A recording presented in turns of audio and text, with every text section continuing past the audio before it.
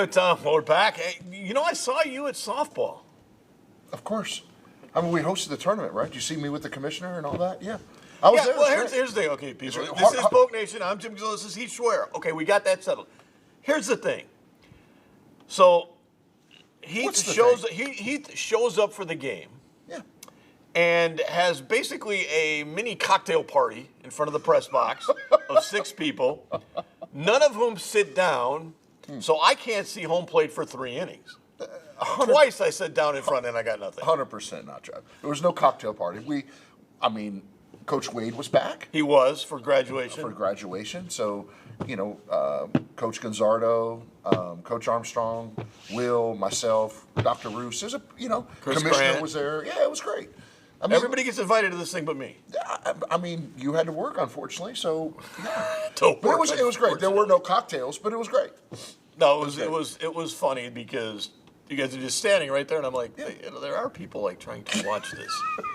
There are people. That, we stood in the back. Whatever. It was watching Will Wade come back. He was like the Pied Piper. Everybody had to come up and talk to him. 100%. Everybody had to come up and talk to him. So okay, let's talk about the tournament. First of all, did you like the format? Mm-hmm. Did you like the 2 out of 3? And whose agreement was it that you flip a coin for the home field at the end? Is that just in the bylaws? It's in the bylaws, yeah. And then I love the format. I love the 2 hosting sites. So do I. And then you come together and you play 2 out of 3. I think it's great. I think it's great for softball. I would not be surprised if other leagues. No, I think other smaller leagues, especially small. Big leagues aren't going to do it because it takes away the home weekend for somebody. But smaller leagues, it makes a lot of sense. They roll into the tournament having only played 3 games instead of possibly 6 or 7 on the weekend. Right. So they're more ready to pull off an upset, although I think Southeastern going to Baton Rouge is probably the toughest draw you could have. Mm-hmm. Agreed. But I think whoever won our region was going to go to Baton Rouge. Yeah, I don't know if you would have gotten a 4 seed, though. Because you played other teams during the year, they got the 4th seed. That's what kind of hurts. Yeah. I thought you might get the 3 seed. Maybe. Yeah, that's a small difference. Right. But the whole format I like. Baseball's doing it now. They're in Hammond. Mm-hmm. In a way, they're losing on Saturday as a benefit because they don't have to drive to Rio Grande Valley. Correct. You may not look at it that way. No, it's true. I think it's more advantageous for us to win going to Hammond, 100%, than getting on the bus. 9 hours or whatever it is. Because in the 3 teams in Hammond, not only have you won 2 out of 3 against Southeastern, who's the number 1 seed in that very stadium, you lost a 1-run game to Northwestern State on their field at the end, and also you're 8-4 against those teams. Mm-hmm. That's right. So you have beaten everybody in that. I think it's a good draw for sure. I think it's a good draw, and it was a tough way for softball to go out. Oh, brutal. A call that's overturned, and when that happens, it's really hard to get the momentum, right? Once you celebrate, you're done. It's hard. It's really hard. Something freakish would have to happen to get it back, because you're 1 play away. You think you got that play. Right. I'm going to get into this because my only problem with it, I have 2 problems with it. One is they said they reversed a call, but there were 2 calls on the field. So which one was reversed? Right. And they needed to get together before they went into the tent and say, this is the call on the field. And then they come out and say, we're reversing or reviewing. Right. I don't know what they did. I don't know what they talked about. I don't know. Maybe they got it right. Wasn't maybe a lot they of did. transparency there, that's for sure. And then, of course, there's nobody in the league to talk about it after the game. And I think you have to have one of the officials come in to a pool reporter. Now, we don't have a lot of reporters, but to say something and say, this is what we came up with. Those are my issues that I think they need to work on. Everything else they've done very good in the last couple of years. Their communication in those situations is still the bad thing. Right. Agreed. Yep. So, okay. So when we get into that, did it make money? Did you draw well? How was that? Because the biggest problem was there's 4,000 people watching Barb Sam Houston the first 2 nights. Yeah. That was a tough draw. Look, we made a little bit. We're not going to make. Softball is not a positive. No. A revenue generator by any means. No. But look, we were able to have a little bit of gate and things like that, which kind of helped pay for some of our expenses. So it was a net positive. You got the branding for sure. You got the stadium. That was great. We do it all. I do it 10 out of 10 times. But to say, hey, we hosted and we walked away with $100,000 or $50,000, Sure. like that's never accurate. And you have to staff all that. I mean, that's the one thing is you basically pay for all that staffing. Oh yeah, no question. Pay for all that. I mean, it's a lot. So again, it is a net positive, small financially, but just from a branding standpoint and community standpoint, it's a great deal for us. I know he's upset about it and James I know is rethinking everything he did. Sure. But this is a young team. No doubt.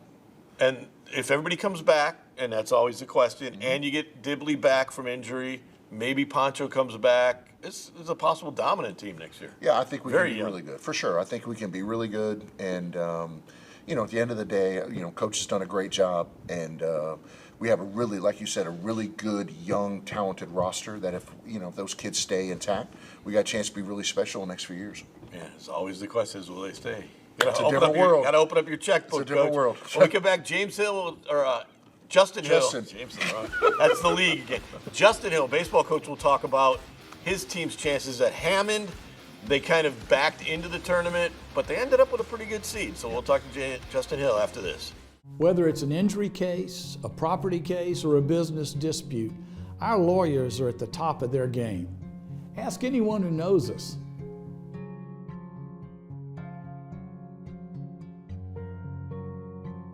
At Veron Bice, we don't enter popularity contests. The only ratings we care about are the verdicts we've obtained for our clients. Ask anyone who knows us.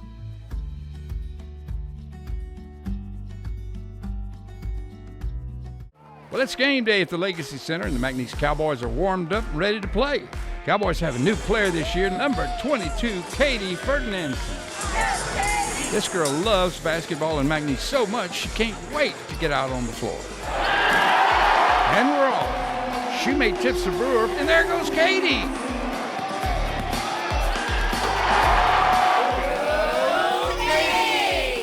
Ferdinand Financial Group supports the McNeese Cowboys.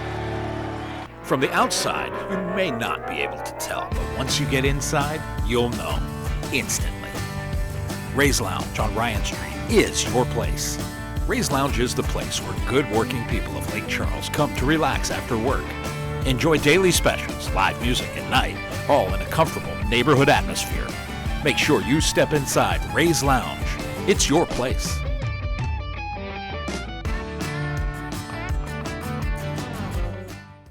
The Cowboys are going to do some really big things.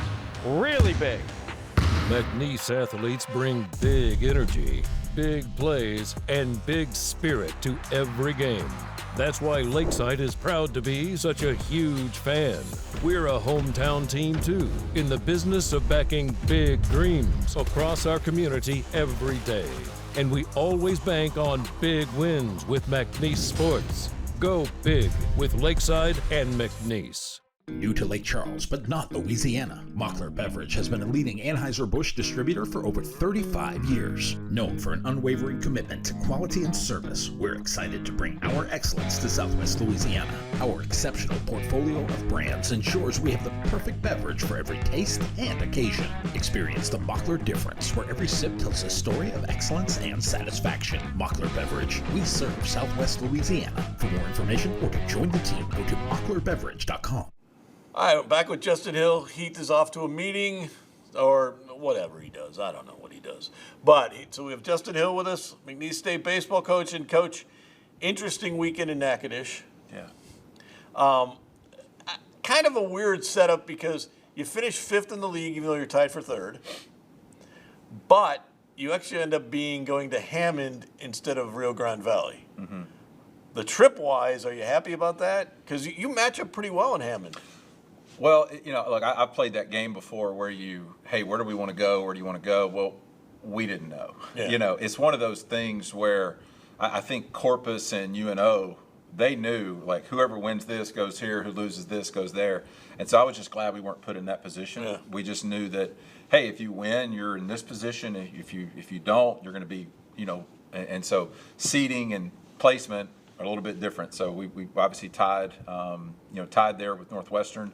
But they get the head-to-head, so the seeding works out that way. You actually tied with Northwestern and Lamar, yeah, I guess, in the end. So, but it's an interesting. You went 8-4 against the teams that are there. Okay. But it ends up being an all Louisiana bracket, an all Texas bracket. Kind of a nice thing that worked out. We'll take it. We're just glad to be playing in it. And look, anytime you get a chance to play in the postseason, it is so hard. It is so hard to win baseball games, and to do it at the level that our guys did for the majority of the year, get to 19 wins in league play. Look, is it short of the goal that you wanted to be? Yeah, but it's when you get a chance to compete for a championship, and we put ourselves in position to do that again this week. So you still, the interesting thing about this is 2 weeks left in the season, there's 6 teams still in a chance to win the league. Right. So this is a wide open tournament more than most tournaments would be. I could see, I don't think we're going to go by form in this one. There's anybody can win this thing. Yeah, I think so. And look, whenever you played teams early, I think we played Lamar and Southeastern back-to-back early in the year. They're completely different teams. Yeah. We're completely different teams, whether it be health-wise or a player playing, whatever. I mean, so even though you may have, the only thing we're familiar with was we just saw Northwestern, a couple days ago. So we have an idea of who they are, but outside of the other teams in the bracket, it's a crapshoot. So let's go into that. How many arms do you have? How many available? Where are you at health-wise with that? Because really, pitching is the big thing. Yeah, we're going to have the guys that pitch this weekend. Is there a chance that Alexi is available and back? There certainly is. He's going to be throwing a bullpen. He threw a little bit over the week. A couple things you look at. Does he feel good about the situation he's in? We had the MRI and all those kind of things that happen. Everything's good from a ligament and those kind of things standpoint, which I think was the main concern when you have some pains with that.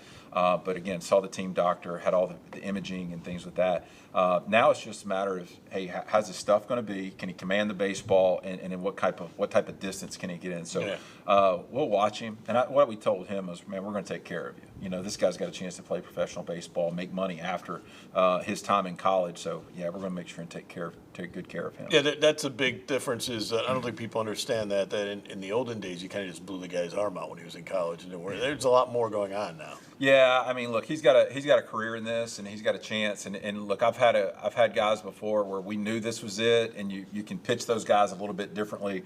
But yeah, we're going to take good care of him. What did you learn from this weekend that you can use, especially in the first game, I guess, against Northwestern State? Because you rally. Is there momentum with the rally? Does it really not matter because it's 4 days off? It's a whole different world. What do you get out of that? So I'll just be real with you. I think, we went to UTRGV, and we lost 2 tough ball games. We had a lead in both of them. Mm-hmm. And part of the thing that's been good for us, they got us. We didn't screw the game up. We didn't make errors and anything like that. And we lost. And I think our team got discouraged. And when you have that opportunity, and we still had, and we didn't play great baseball. We didn't play terrible. Which we've had a couple moments. And when you go for something and you don't get it, it feels different. Mm-hmm. Versus you never had the chance to go get it. And I think that's just being real and where our guys are at. And I truly believe that now that it's over, because you knew going in the weekend, there was a ceiling of where you could get to. I really do think it's almost a relief that part's over. And we didn't get to where we wanted to. We did well, but we didn't get to where we wanted to. And I think you're going to see a little bit different group come Thursday. Almost like a second chance, a fresh start? Well, it is a second season, right? Yeah. It's different, opening, first part of the season, non-conference, which was really short this year. You go into conference play. Yeah. And so, like I said, this is still the same group of guys that set school records and, fastest of this. Yeah, won 12 in a row. They did all the kind of things. And sometimes you have struggles, which that's going to happen in this game. You're going to have those things in this game. And again, we just happened to run into a couple teams that they didn't have any hiccups. They didn't have any hiccups. And I think so. Southeastern only lost 1 series all year. That's how you win the league sometimes. Yeah. And the year we won the league with 22, I think we lost 3 series, but you had sweet. So it's just how you go about it. And but yeah, I think that really is what happened. The human side got us a little bit, right? And we'll be all right come Thursday. That one series was to you, and it was in Hammond. So there is some history there. There is some history. When we come back, we'll have more with Justin Hill and talk about some of the players on this team right after this. Whether it's an injury case, a property case, or a business dispute, our lawyers are at the top of their game. Ask anyone who knows us.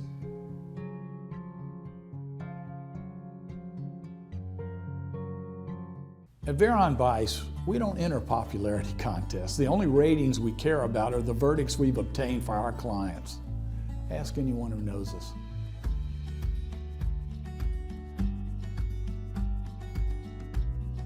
Well, it's game day at the Legacy Center, and the McNeese Cowboys are warmed up and ready to play. Cowboys have a new player this year, number 22, Katie Ferdinand.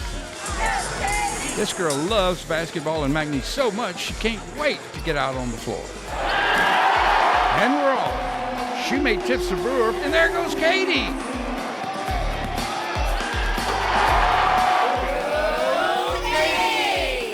Ferdinand Financial Group supports the McNeese Cowboys. From the outside, you may not be able to tell, but once you get inside, you'll know instantly.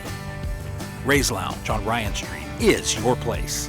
Ray's Lounge is the place where good working people of Lake Charles come to relax after work. Enjoy daily specials, live music at night, all in a comfortable neighborhood atmosphere. Make sure you step inside Ray's Lounge. It's your place.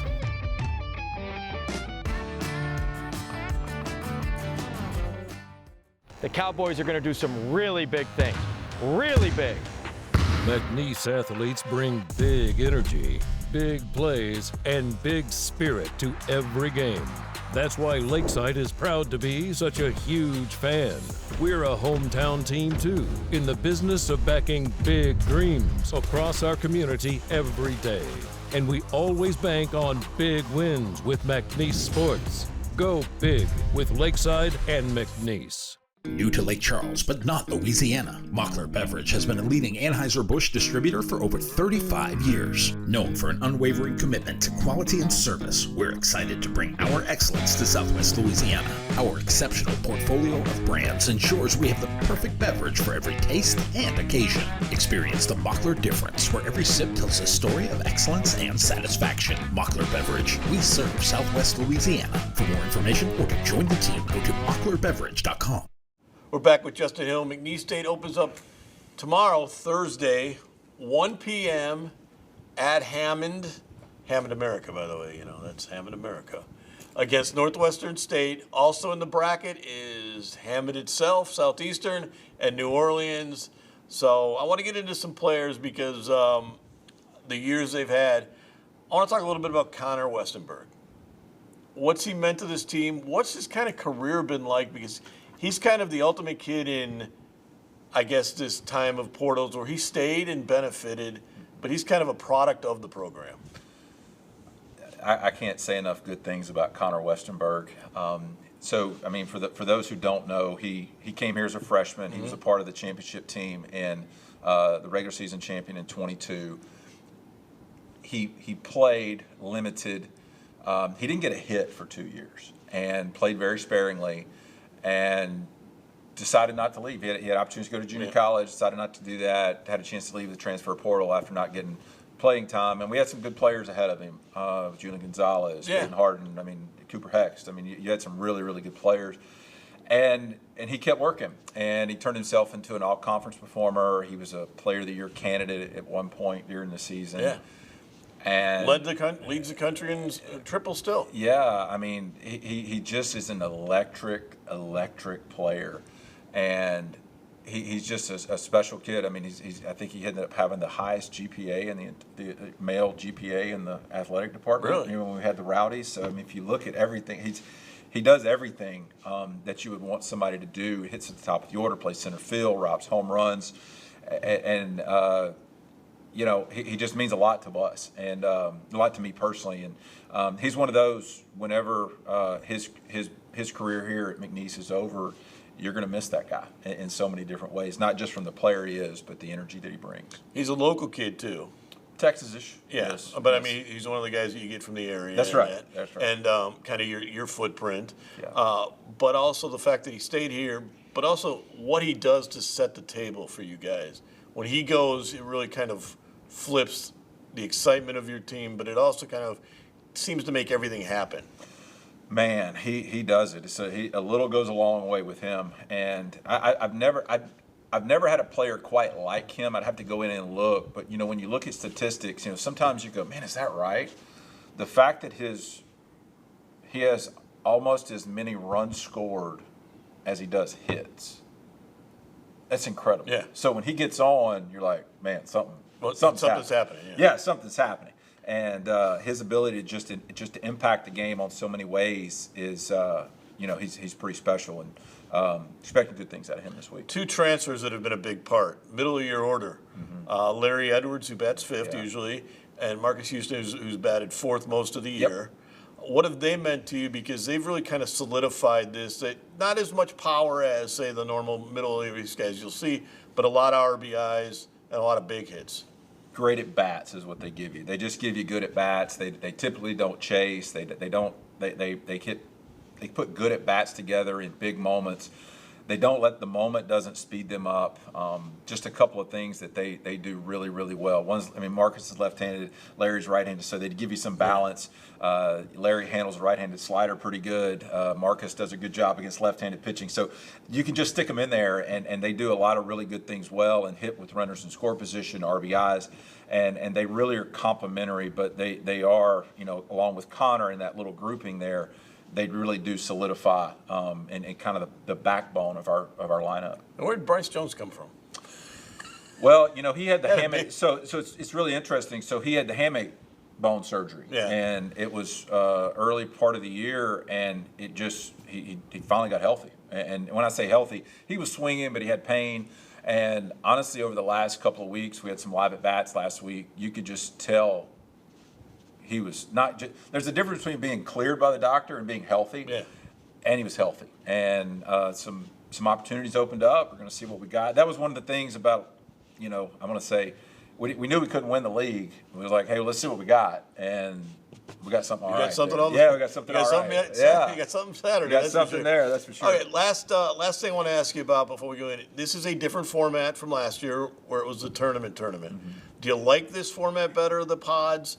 And how do you do it differently than everything? I mean, a double elimination thing like it used to be is one way to do it, but do you kind of coach differently this way? No, the reason that you don't coach differently on this one because it's still that one bracket. Mm-hmm. You still got to win your bracket. That's the thing. And now the only difference is what's going to happen after you win your bracket. So that's the biggest thing. So I think there's a lot of good with it. I think there's some notoriety, some popularity within the league. We can improve anything at some point. But the easiest thing to do in the world is complain about something, right? So we're not going to do that. We're excited to go be playing. We're excited to be playing the postseason, and that's the opportunity we have ahead of us, and we're going to do our best. Everybody's got a chance. Everybody's got a chance. This is an interesting week because, unlike a lot of things where maybe there's 1 or 2 dominant teams in this league, we got 5, 6, 7 teams could win this league, right? And you start Hammond on Thursday, 1 o'clock. You hope to then get into the late game on Friday. That's for sure. That's the big thing, right? That's the goal. Get to the 1-0 game. That's right. Get to the 1-0 game. When we come back with Coach's final thoughts after this. Whether it's an injury case, a property case, or a business dispute, our lawyers are at the top of their game. Ask anyone who knows us.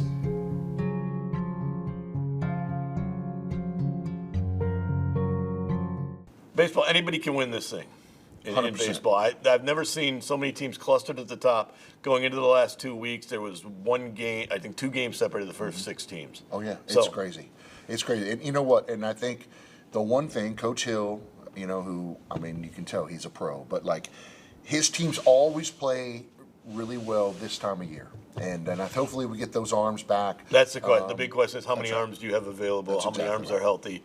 Because they've been taxed a lot. Absolutely. All right, I want to get into the FCS world of 12 games. Mm-hmm. You play in 12 games 2 years in a row anyway. Yep.